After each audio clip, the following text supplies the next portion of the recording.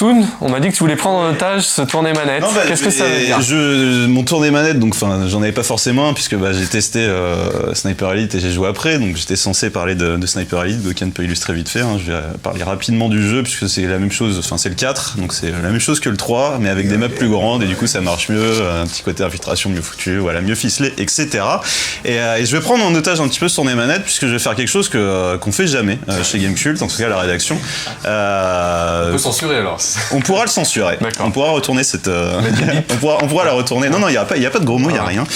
Non, c'est juste que voilà, on prend toujours des trucs dans la tronche sur les forums et personnellement, je m'en fous. Enfin voilà, les gens peuvent dire ce qu'ils veulent, ils sont libres de raconter ce qu'ils veulent sur ma pomme. Sur la pomme de mes collègues, ça c'est eux qui gèrent, mais sur ma pomme, personnellement, je m'en fous. Mais il y a un commentaire hier qui m'a fait un petit peu halluciner de lire ça.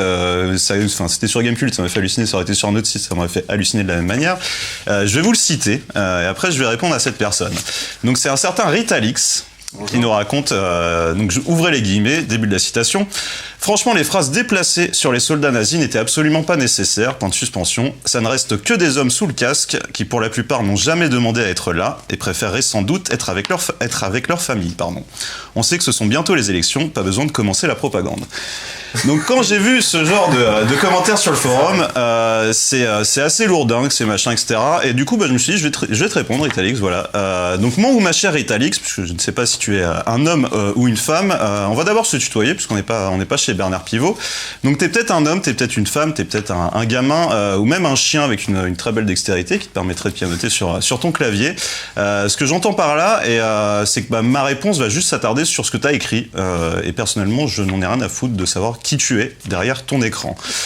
Donc afin d'abord de pouvoir un petit peu répondre à ce que t'as raconté, il va falloir catégoriser le ton. Si c'était du second degré, de l'humour malhabile, ça va pas marcher du tout. C'est pas drôle et malheureusement, il faudrait peut-être que tu regardes un petit peu du côté de l'humour français des années 60-70 pour tester un peu ce second degré-là. La deuxième analyse, ce serait que c'est une forme de sérieux, que tu penses que ça au premier degré, et donc que ça t'a énervé à un tel point de lire mon texte que t'as mis toutes tes forces pour écrire ça sur le forum. Et donc la première partie de ton analyse, c'est donc d'humaniser une personne qui adhère aux idées, aux préceptes du national-socialisme. Alors je te laisserai le soin de consulter le sujet, qui doit potentiellement être l'un des sujets les plus documentés de l'histoire de l'information, et de t'intéresser en particulier à ce qui a pu ressortir du procès Nuremberg, c'est le fonctionnement du parti nazi, l'implication militaire du parti nazi avec ses régiments SS, les soldats réguliers de la Wehrmacht, et globalement un petit peu ce qui s'est passé entre 1870 et 1945. Je sais que c'est un petit peu gros, du coup je vais te résumer ça même très simplement.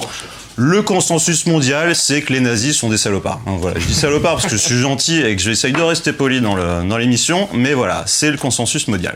La deuxième partie de ton analyse et de ton argumentaire, ça me concerne directement, puisque c'est que tes mots, enfin ce que t'exprimes, ça implique que je serais le relais d'une propagande anti-nazie et qui serait visiblement liée à la période actuelle des élections.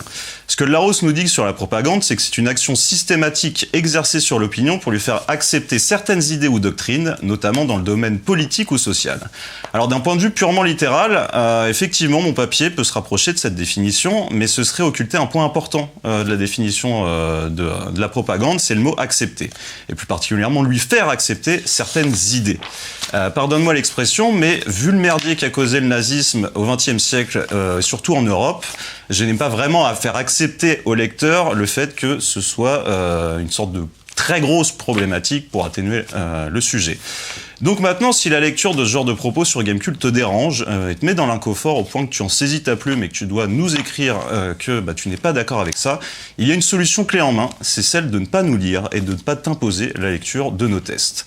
Je pense que la rédaction de Gamecult est assez unanime sur le sujet et qu'elle condamne et qu'elle condamnera toujours toute forme d'extrémisme, peu importe sa nation, peu importe son origine et peu importe sa période dans l'histoire avec un grand H. Et c'est pourquoi, et au risque de te décevoir, je vais continuer à prendre un immense plaisir à massacrer toute représentation virtuelle de ces extrêmes, à leur tirer dans les couilles, à les découper à la tronçonneuse, voire même à leur remplir le fion avec des bâtons de dynamite. Bref, tout ce que les gameplays des différents jeux me permettront de réaliser et que je viendrai vous narrer avec le plus d'exactitude possible. Car c'est bien en tournant en dérision et en se moquant cette lie de l'humanité qu'on en sortira gagnant. Alors oui, je prendrai toujours mon pied à exploser des modèles 2D et 3D de tous ces extrêmes, et aujourd'hui, plus que jamais. Maintenant, vu que je ne te connais pas, comme je disais tout à l'heure, et que j'en ai ni le courage, ni la force, ni même l'envie, penses-tu, j'ai même pas le temps de passer du temps avec les gens que j'aime, eh ben, je m'efforcerai simplement d'accoler dans un coin de ma tête tes propos à ce dialogue d'Audiard. Merci beaucoup. Bravo. On va passer à la preview de Prêt tout de suite. Prêt 2017, c'est Stoon qui va nous en parler.